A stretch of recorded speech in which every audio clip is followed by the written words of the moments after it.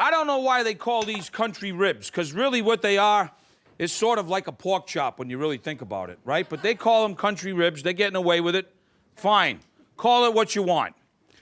But what I do is I brown these in some oil, season them up with salt and pepper, browning them up.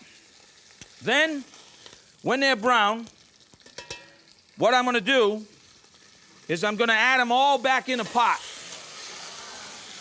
And to that pot, I'm going to add some onions, bell pepper, and some celery. Then I'm going to add a little bit of salt and some pepper. All right? And I'm going to cook that for about 4 or 5 minutes. We're going to serve that with kale. More people need to do things with kale. It's so good for you. It's got all those vitamins and minerals and whatever.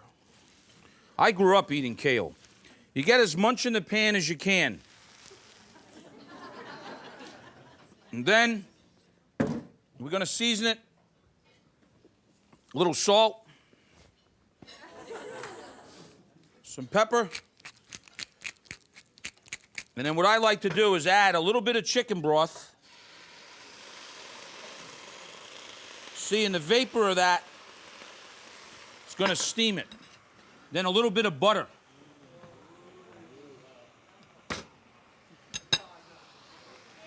Little there, here, there. Hide the butter. Then we'll put a lid on it. We'll let it. The vapor is going to really cook it down. The butter's going to give it a little bit of flavor. Oh, yes, yummy, yummy. Now, once the mirepoix, or I should say the trinity, because there's no carrots in here. It's bell pepper, celery, and onions. Once we get the trinity in there and it gets happy about 8 minutes, a little salt and pepper, now we're going to do this. Instead of taking the meat out, I just move the meat to one side. Then what I'm going to do is I'm going to add some flour in here. Work that flour. Okay? Don't worry about those things on the bottom. Those are yum-yums. Love them. Now, once the flour cooks for about 4 minutes, then what we're going to do is this. We're going to add a little chopped tomato, fresh garlic, lots of it. We're going to add a little sage. Oh, yes. And then we're going to add some beef broth. Why? Well, I don't know. I haven't been able to find pork broth yet. But I'm looking, because you know me, baby. Pork fat rules. You know that.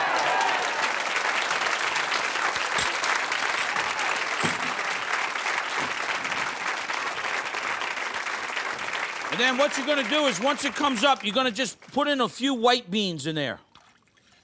Cover it up. Oh, yeah, babe. Just comes up to a boil. How is it? Fantastic. Bring it up to a boil, then we're going to let it simmer covered for about an hour and a half. Why covered? Some things covered, some things not covered. Why don't covers come with cookware anyhow?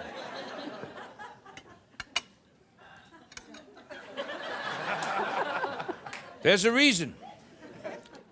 See, sometimes you want to trap the moisture in there. You want to trap. You don't want it to evaporate. You want to trap it. You want to keep it in there circulating. After an hour and a half, this is what the dish looks like. Check that out. Oh, yeah. Now,